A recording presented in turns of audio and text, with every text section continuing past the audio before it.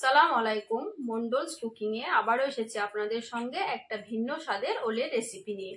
তো আজকের রেসিপিটা হচ্ছে ওলের চাশনি রান্না।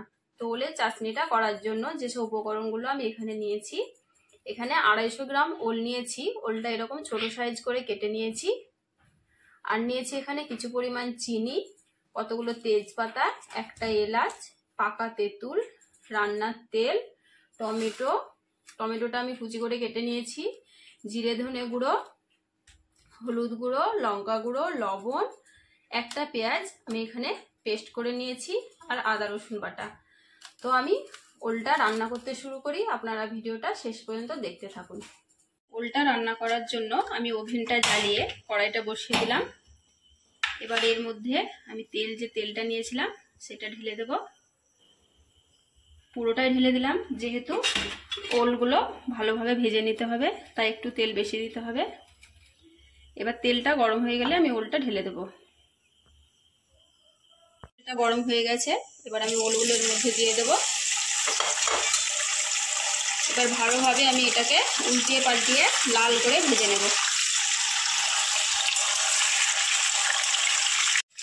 ওলগুলো আমি ভাজতে ভাজতে যে পাকা তেঁতুলটা নিয়েছিলাম সেটা একটু ভালোভাবে ধুয়ে পানিতে ভিজিয়ে রেখে দেবো। কাঁচা ওলগুলো আমার সব লাল লাল করে ভাজা হয়ে গেছে। এবার আমি একটা পাত্রের মধ্যে তুলে নেব। ওলগুলো আমার সব তোলা হয়ে গেছে, দেখুন এটা আমি সাইডে রাখবো। এবার যে আমি পেঁয়াজটা নিয়েছিলাম, বেটে রাখা পেঁয়াজটা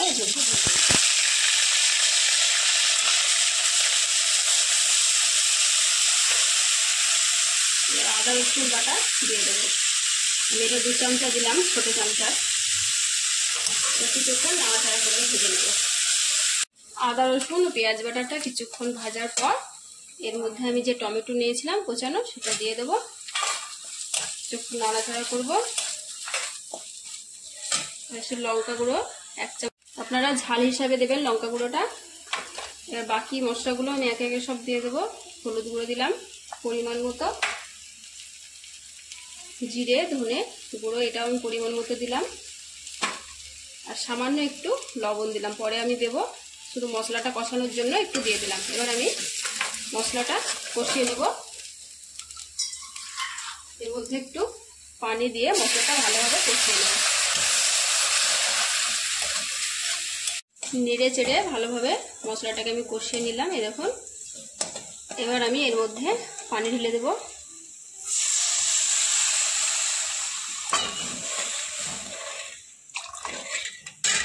এবার আমি ভেজে রাখা ওলগুলো এতে দিয়ে দেব। যে তেজপাতাগুলো নিয়েছিলাম সেগুলো দিয়ে দেব, যে এলাচটা নিয়েছিলাম সেটা দিয়ে দেব, আর স্বাদ মতো লবণ দিয়ে দিলাম। এবার এটা আমি মিডিয়াম আঁচে ভালোভাবে সেদ্ধ করে নেব। কিছুক্ষণ রান্না করার পর আমার ওলগুলো সেদ্ধ হয়েছে নাকি দেখব।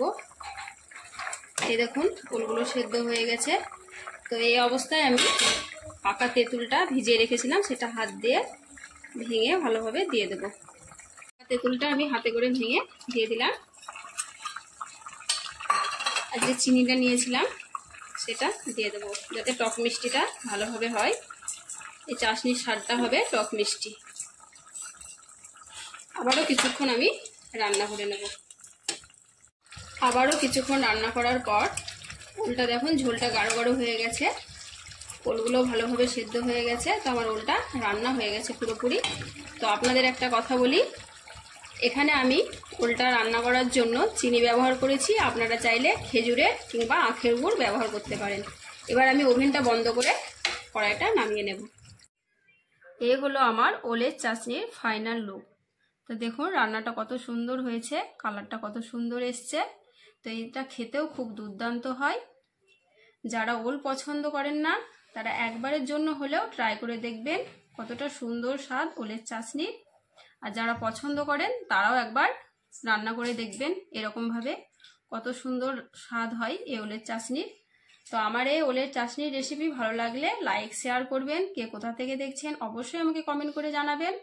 আরও নতুন নতুন রান্নার রেসিপি পেতে চ্যানেলটিকে সাবস্ক্রাইব করবেন। আবারও আসছি অন্য কোনো নতুন রান্নার রেসিপি নিয়ে। ভালো থাকবেন, সুস্থ থাকবেন। আল্লাহ হাফেজ।